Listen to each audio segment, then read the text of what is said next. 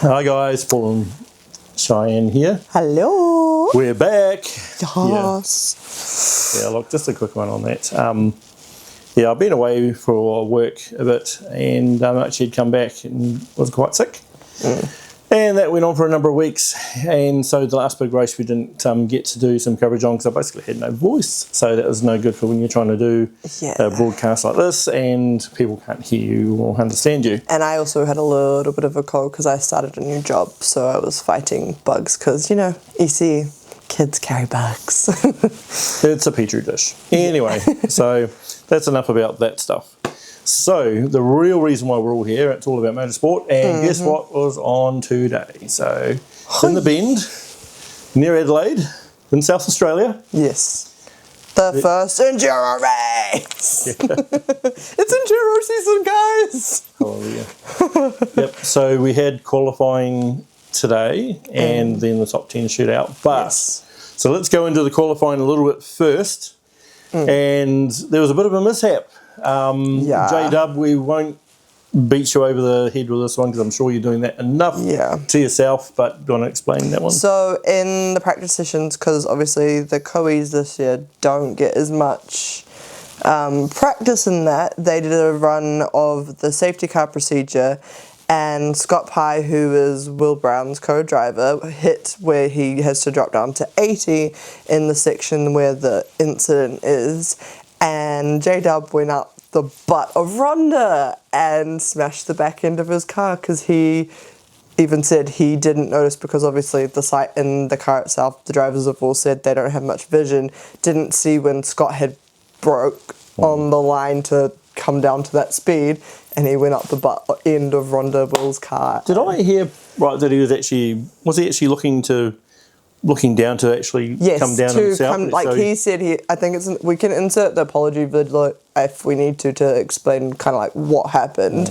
But yeah, from what we could see, so Scott hit the line, and obviously J-Dub said he couldn't see because I hear from Scott's point of view, he was even in the middle of like talking to Andrew Edwards, his engineer, about and it's a whole new procedure in that they even talked about in the press conference before, that it's something completely new and they don't know how it's going to go, but they were very glad. I think there was one word that came out of everyone who's spoken about this, it was that new procedure is why? Yeah, like they've overcomplicated it, and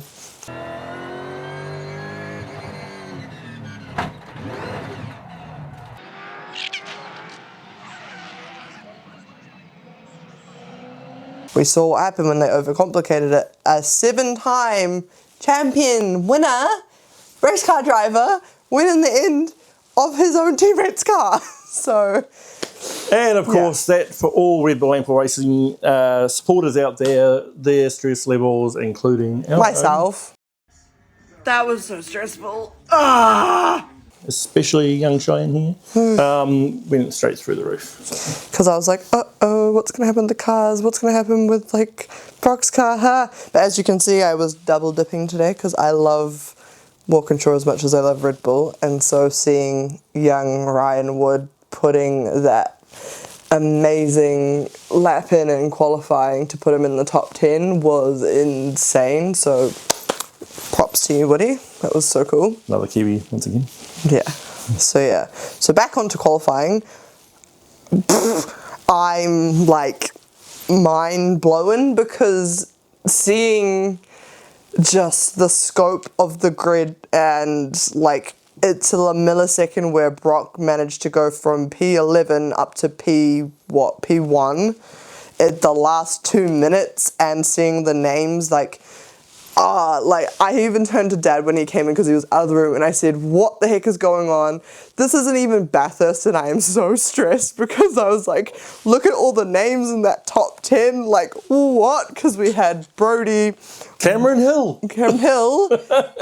Even in the midst of like the qualifying not in the top 10, we saw Evans up the top end at one point.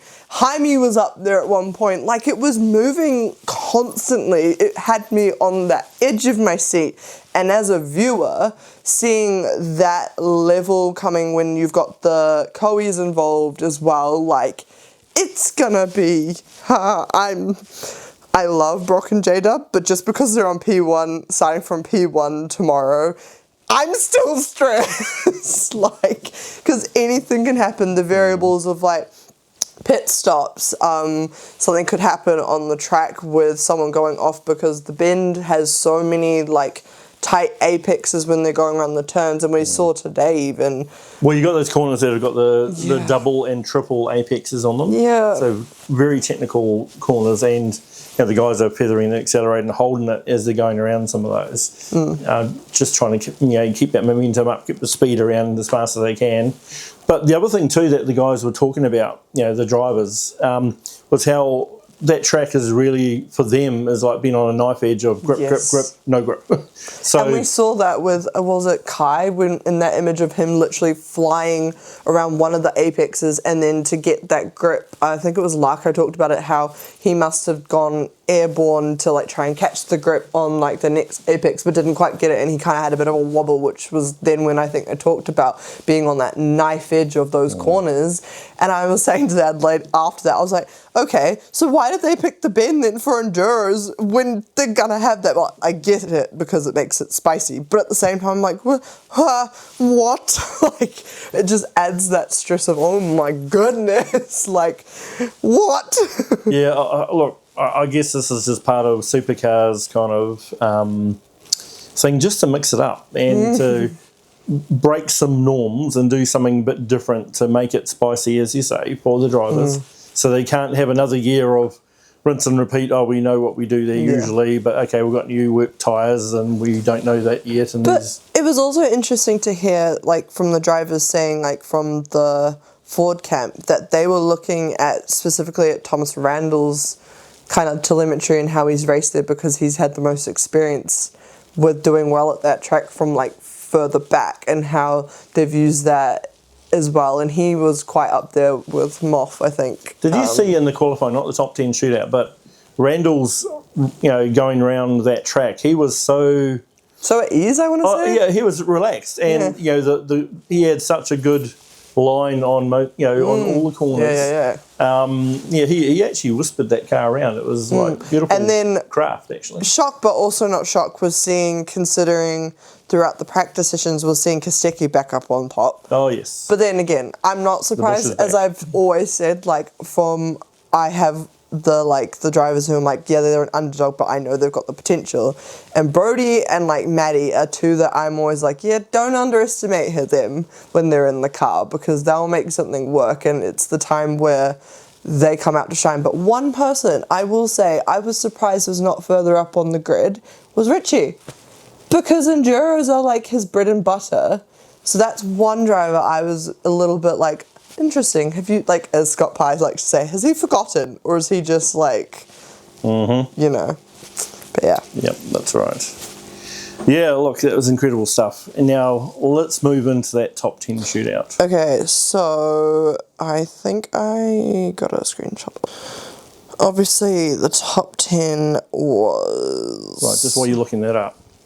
Now, what was incredible, the top 5... the spread between them was only 2/10 it was not of a second. Okay, so top 10. Just saying. So we had Beefine, and his lap time was 1:48.655. Then Cam Hill in P2, and his lap, which was before Broc got it, was the top one at 1:48.757, which is insane. And then we've got P3, we've got Brody, then we've got Cam Waters in P4, Thomas Randall in P5, Matty Payne in P6, Anton De Pasquale in P7, Chaz Mostert in P8, Cooper Murray in P9, and then Ryan Wood in P10. So I do feel really bad for Ryan, because in that first sector, if you guys were watching, he was really pushing the car, and he did a little bit of a wobble, which meant that he went off and had to catch his lap, and had to be down to P10. But also, I saw a post literally like 5 minutes ago. Apparently, Chazzy has The Chaz. He's got a grid penalty, and he's got to drop down 2 spots. So I don't know what's up with that. I'm a little bit confused. They haven't really said anything more about it. But yeah, but poor Woody. But like the great thing about the top 10 shootout is what the worst is P10. So yeah, that's right. But yeah.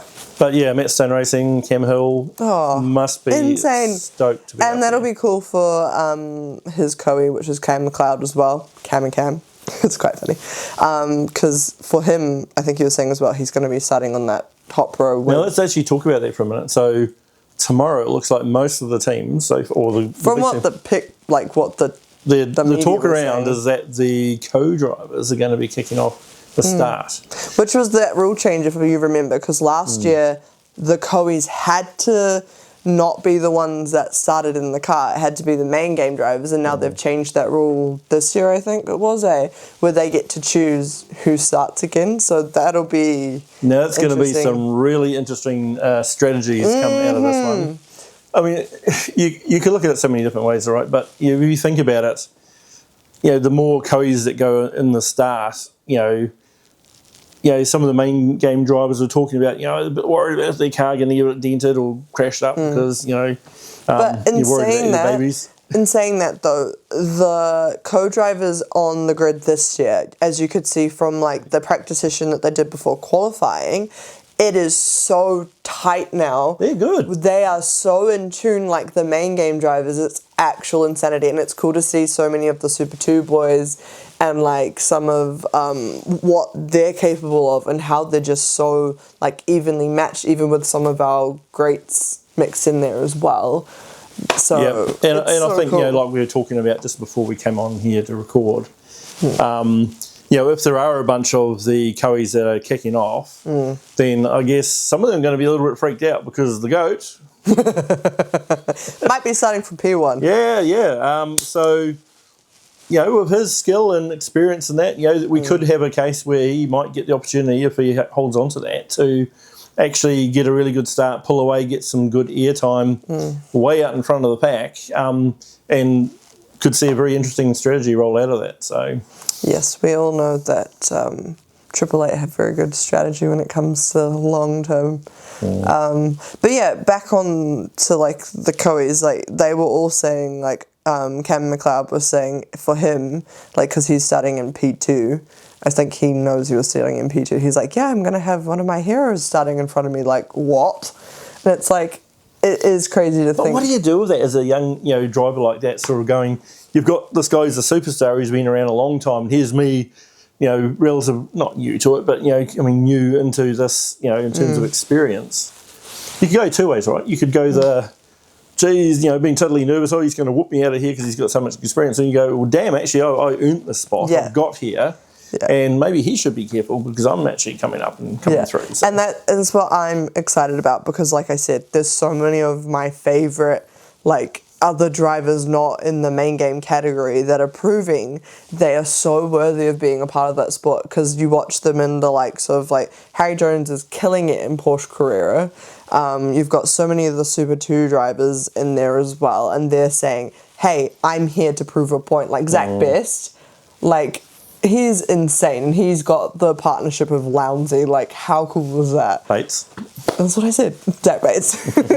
It's and Lounsey will be able to teach him so much, but he's showing that potential again with what he showed. What was it in the last at Queensland? Actually, where did they position on the start for tomorrow? They're quite way down the back, aren't they? Not too far down the back, I don't think, because Will Brown was 16th, and I think they were a little bit behind. Let's go Brown. there. Will. Yes. So, what could it be? I mean, was it the fact that his car, Jamie Whincup, found the, Jamie's car found the back of number one car, and actually, they haven't quite got the setup of that back to where it should be. Is it, Will, are you slightly off game at the moment? Don't know, right? Yeah. Racing's racing. But I was very surprised to see that he wasn't in that top 10. Yeah. Considering as well back in the different practices, because obviously they've got the Coe times, but then they also have the main game times that still have the practices to get used to the swaps and the different setups and different things. And the other day, and on his practice, he was fastest even over Broc. So it's okay, what's going on there? But again, he's one that can start further back and still make his way because he's very much like SVG and even what Broc can. they like to pick off very well. I'm going to say one thing. You got to remember the team who he's driving for. Oh yeah. So strategy, pit stops. Even if for whatever reason, let's say hypothetically it's for mechanical reasons that it's put him where he is right now. The team will be working very hard tonight with the data they got from today to make some adjustments, and even tomorrow, when they do they'll do a bit of what they call a warm up and that, but the racing's much later in the day. I never understood that actually, because you'd think they'd do it before the race for a warm up. Anyway, I mean it's probably code for just another little practice. So last chance for the teams just to perhaps get one last little bit of data or get something so they can tweak their setup just a little bit more maybe. But I think Red Bull, being the team they are, they will be doing everything in their power to get him that car set up just right for him so he can grab Ronda and go for gold. So. Yeah, well, obviously we've got to look out for, even though, like I said, Chaz has got a penalty, which we don't have the full story for yet. I just saw it posted on the Supercars socials. But watch out, because an angry Chaz for losing spots is I am going to say, okay, while we're on the subject of the Chaz. Only being back in 10th, rest of the field look out.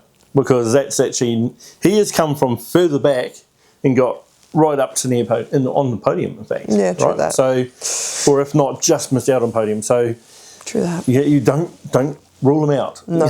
Yeah. But also, like, Woody, again, because of what happened today with the top 10 shootout, he's going to want to get I reckon Woody's the big unknown for tomorrow because, like we said, he didn't get to finish that top 10 shootout. So, we haven't actually really seen where his form is at, which you kind of get a bit of a picture. So in the top 10 shootout, obviously everyone tries to do their fastest lap. You get an idea on where their form's at. So like Woody's kind of a little bit unknown to the rest of the field at the moment. Yeah, because he was on fastest for the first sector, and then he went off. So then he was just at speed going around. So he wasn't actually like...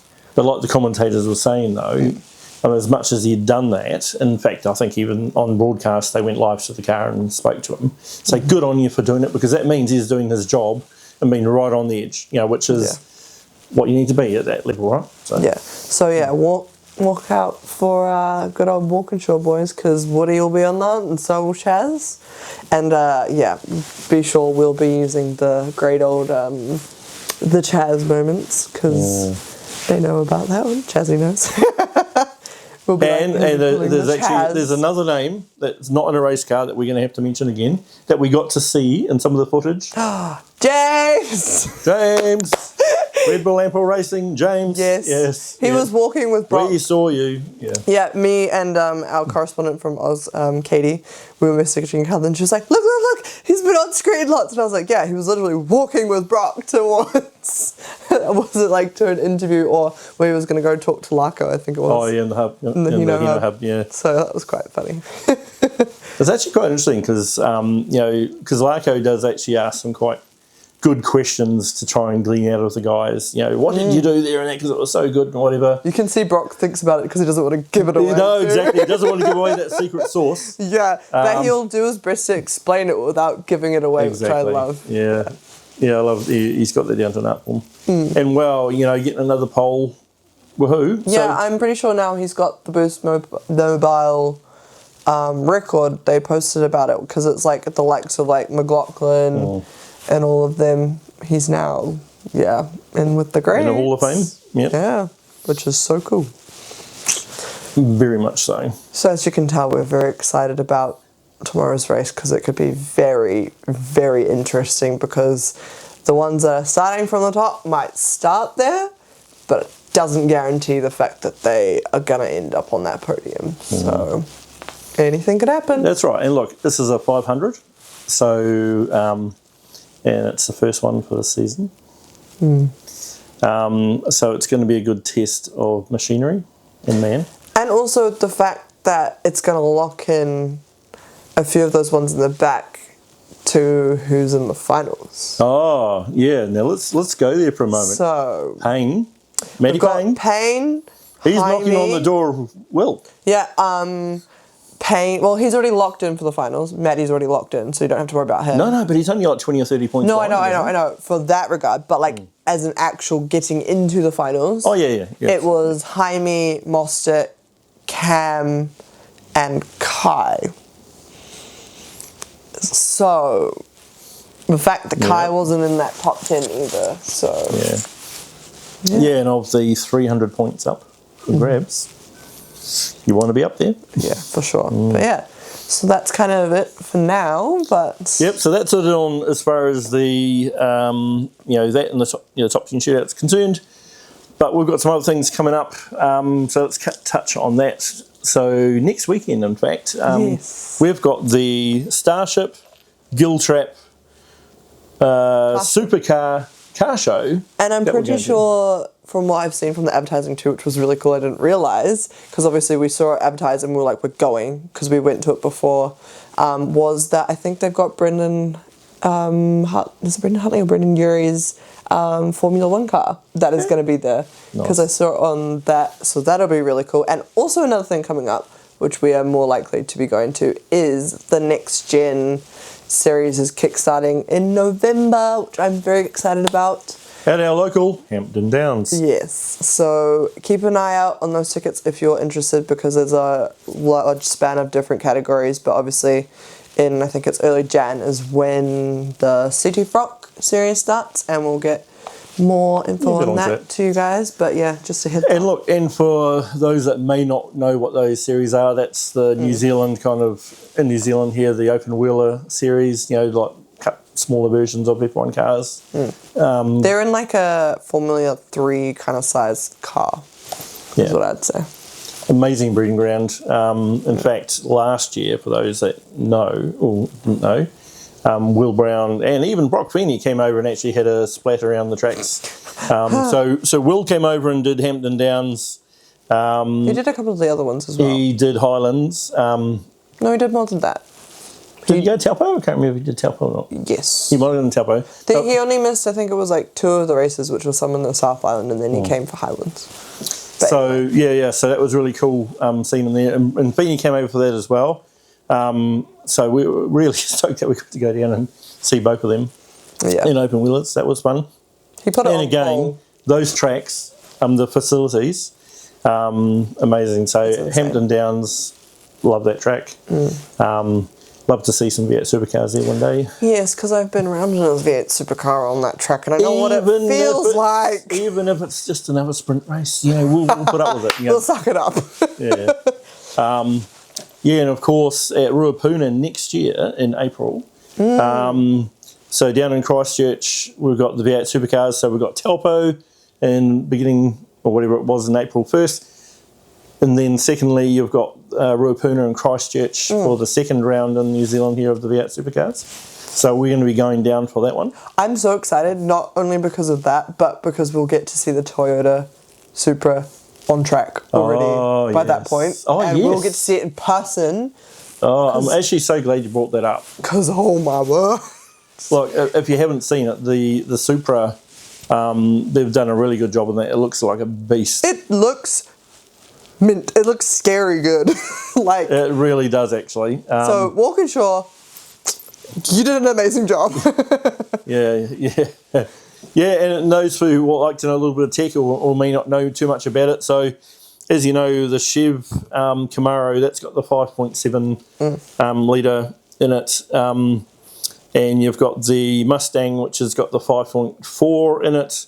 And in the Toyota, it's got a 5.2 litre V8 in it. But obviously, being Toyota, as high performance as those guys are orientated, they managed to be able to deliver good, the right amount of power out of it for them to then dyno tune those still get into parity for the same torque curve and power, etc. And they're taking them to the in December. They're going over to America to go play in the wind tunnel again to get the all 3 of the cars all in the same parity to keep the racing and magic it'll be alive. Super interesting to see how that car does too, because obviously BGR are joining Walkinshaw is using that car, so it'll be interesting to see how our BGR drivers go with that. I know I'm sure Jaime will love it because he loves a good play with a car anyway. Oh. But Yeah, he loves driving anything. but yeah, it'll be really cool to see how that all unfolds. And yeah, I'm actually still quite blown away at how much of a beast that car looks though. Oh, I know we just said it looks before, mean. but it actually looks mean. So if you can, go and look it up, or I actually might see if I can dig out something and post it on here.